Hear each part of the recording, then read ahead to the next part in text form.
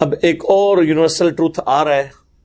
قرآن حکیم کی دعوت کا امتیاز ہے کہ اس میں بالکل دو ٹوک بات ہوئی ہے. اللہ تعالیٰ کا کوئی رشتہ دار نہیں ہے.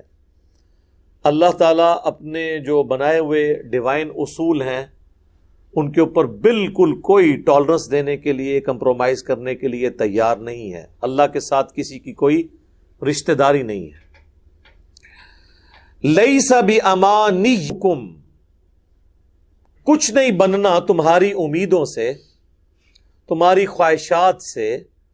ولا امانی اہل الکتاب، اور نہ ہی اہل کتاب نے کچھ اپنی وشفل تھنکنگز جو بنائی ہوئی ہیں، جھوٹی خواہشات، ان سے کچھ نہیں بننا. من یعمل سوءا یجز بہ، جو کوئی بھی برا عمل کرے گا اس کی سزا پا لے گا. یعنی کسی کی خواہش سے کچھ نہیں ہونا. اور خواہش آپ کے سامنے ہے، کچھ بھی ہے تیرے محبوب کی امت سے ہے، حضور کی نسبت کی وجہ سے اللہ تعالیٰ ہمیں چھوڑ دے. یہ ہے وہ اصل میں چیز جو دھوکے میں ڈالتی ہے لوگوں کو. نسبت کام آئے گی بشرطے کہ اعمال بھی درست ہوئے، اور اگر اعمال درست نہ ہوئے تو صحیح مسلم میں واضح حدیث ہے، اللہ کے محبوب صلی اللہ علیہ وآلہ وسلم نے فرمایا، جس کو اس کے عمل نے پیچھے چھوڑ دیا، اس کا نسب، اس کی رشتہ داری، اس کا اعلی خاندان کا ہونا اسے آگے نہیں لے کے جا سکتا. حتیٰ کہ اس کا کلائمیکس ہے بخاری اور مسلم دونوں میں. اللہ کے محبوب صلی اللہ علیہ وآلہ وسلم نے فرمایا، اے میری بیٹی فاطمہ، میرے مال سے جو تو نے لینا ہے لے لے، اگر اللہ کے حضور تو پکڑی گئی تو میں تیرے کچھ کام نہیں آؤں گا. اے اللہ کے نبی کی پھوپھی صفیہ، میرے مال سے جو کچھ لینا ہے لے لے، اگر اللہ نے پکڑ لیا تو میں تیرے کچھ کام نہیں آؤں گا.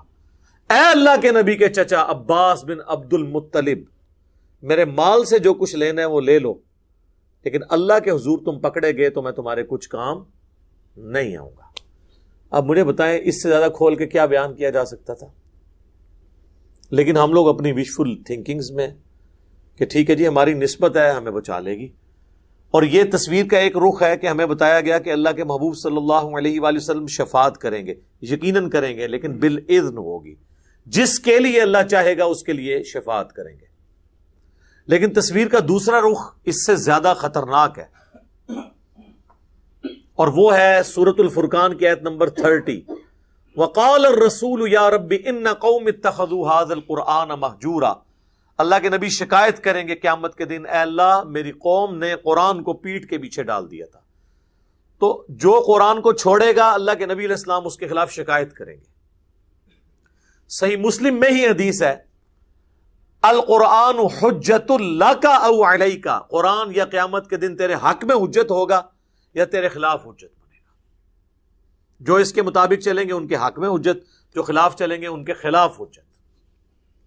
حتیٰ کہ بخاری اور مسلم دونوں میں حدیث ہے، جب میں آخری دفعہ جاؤں گا جہنم کی طرف اپنے امتیوں کو اللہ کے اذن سے نکالنے کے لیے، تو مجھے داروغہ جہنم سیدنا مالک علیہ السلام کہیں گے کہ اے اللہ کے نبی، اب آپ کا کوئی امتی بھی جہنم میں نہیں ہے سوائے اس کے کہ جسے قرآن نے روک لیا ہے، اور وہ جنت میں نہیں جائے گا جسے قرآن نے روک لیا. اور قرآن نے کس کو روک لیا؟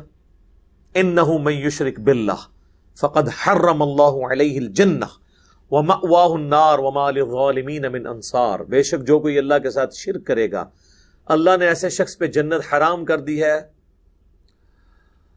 اس کا ٹھکانہ وہاں پر جہنم ہوگا اور وہاں پر اس کا کوئی مددگار نہیں ہوگا. حتیٰ کہ بخاری اور مسلم دونوں میں حدیث ہے، اللہ کے محبوب صلی اللہ علیہ وآلہ وسلم نے فرمایا، اللہ تعالیٰ نے ہر نبی کو ایک مقبول دعا دی تھی جو اس نے اس دنیا میں ہی کر لی، اور میں نے اپنی دعا اپنی امت کے لیے سنبھال کے رکھ دی ہے. قیامت والے دن اس دعا سے میں اپنے امتیوں کے حق میں شفاعت کروں گا، اور میری شفاعت سے ہر شخص کو نفع پہنچے گا جو میرا امتی ہے، سوائے اس شخص کے کہ جس نے دنیا میں اللہ کے ساتھ شرک کیا ہوا. شرک is the most sensitive issue in the sight of Allah. Allah کی نگاہ میں سب سے زیادہ حساس معاملہ شرک کا ہے. تو جس نے برے اعمال کیے وہ کرتوت کا انجام دیکھ لے گا. بخاری اور مسلم دونوں میں حدیث ہے، اللہ کے محبوب صلی اللہ علیہ وآلہ وسلم فرماتے ہیں کہ اپنے مال کی زکوٰۃ ادا کرو، اپنی جو بھیڑیں ہیں ان کی زکوٰۃ، اپنے اونٹوں کی زکوٰۃ، اپنے گائے جو رکھی ہیں ان کی زکوٰۃ. یہ نہ ہو کہ قیامت والے دن کسی شخص کی گردن پہ اس کا اونٹ سوار ہو جن اونٹوں کی زکوٰۃ اس نے نہیں دی, اور وہ کہے اغثنی یا رسول اللہ, اے اللہ کے رسول میری مدد فرمائیے, میں تمہارے کچھ کام نہیں آؤں گا, میں نے جو کچھ اللہ نے مجھے بتایا میں نے تمہیں دنیا میں بتا دیا, اگر تم نے زکوٰۃ نہیں دی تو یہ اونٹ تمہاری گردن پہ سوار ہوگا. یہ نہ ہو کہ تم میں سے کوئی شخص قیامت کے دن اس حال میں آئے اس کی گردن کے اوپر اس کی گائے سوار ہو, ان گایوں کی جن کی زکوٰۃ نہیں دی ہوئی, اور وہ چیختا ہوا کہ اغثنی یا رسول اللہ, اے اللہ کے رسول میری مدد فرمائیے, میں تمہارے کچھ کام نہیں آؤں گا, میں نے اللہ کا پیغام دنیا میں تمہیں پہنچا دیا تھا. یہ نہ ہو کہ تمہاری گردن پہ بکریاں اور بھیڑیں سوار ہوں جن کی تم نے زکوٰۃ ادا نہیں کی, اور تم کو اغثنی یا رسول اللہ, اے اللہ کے رسول ہماری مدد فرمائیے. یہ ہم بچپن میں جناب یہ بیج لگایا کرتے تھے, وہ انجمن طلباء اسلام ہوتی تھی نا, بریلوی مکتبہ فکر کی ایک سمجھ لیں اسٹوڈنٹ ونگ, جس طرح جماعت اسلامی کی ہے نا جمعیت طلباء, اسی طریقے سے مسلم لیگ کی MSF ہے, پیپلز پارٹی کی PSF ہے, اور تحریک انصاف کی ISF ہے. اس طرح بریلویوں کی ایک جماعت ہوتی تھی ATI. آج بھی جو اسلامیہ یونیورسٹی بھاولپور ہے اس میں ان کا زور ہے, باقی آلموسٹ. تو انہوں نے وہ بیج بنائے ہوتے تھے اغثنی یا رسول اللہ. اس وقت تو ہمیں یہ پتہ ہی نہیں تھا کہ یہ نعرہ جہاں سے لیا گیا یہ تو کسی اور معنی میں آیا ہوا ہے. اس کے آگے لکھا ہونا چاہیے کہ اغثنی یا رسول اللہ ہم کہیں گے لیکن رسول اللہ ہمارے کچھ کام نہیں آئیں گے, کیونکہ انہوں نے دنیا میں ہمیں بتا دیا تھا کہ کیسے چلنا ہے. اور وہ بیج اس لیے لگواتے تھے کہ جو مرضی کریں اللہ کے نبی ہمارے کام آ جائیں گے. وہی بات جو ہم کہتے ہیں جو کچھ بھی ہیں تیرے محبوب کی امت سے ہیں, چور ہیں, ٹھگ ہیں, فراڈیے ہیں, حرام خور ہیں, بے نمازی ہیں, ہم نے تو صحیح نہیں بننا ہے, اللہ اسی طریقے سے ہمیں قبول کر لے, جو کچھ بھی ہے تیرے محبوب کی امت سے.